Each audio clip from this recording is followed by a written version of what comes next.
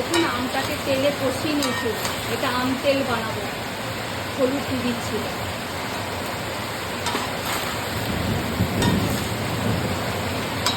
এই শুকনো লঙ্কাকে মিক্সারে দেখুন ঘরকাছা করে করেছি।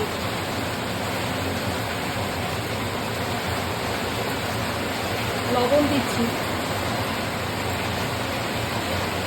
রোস্টেড পাঁচফোড়ন রোস্ট করে নিয়ে ঘরকাছা করেছি, সব ঘরকাছা। এতে যত ঘরকাছা মশলা দেবে ততই সুন্দর লাগবে। এত বৃষ্টি হচ্ছে, আমি সাউন্ডটাকে জোর করেছি। হিং দিচ্ছি, হিংটা একটু বেশি লাগবে। চিলি পাউডার দিচ্ছি,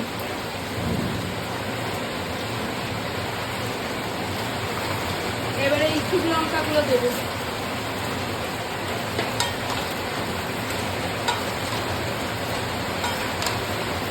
এটা কিন্তু রোদে রোদে হবে এবার।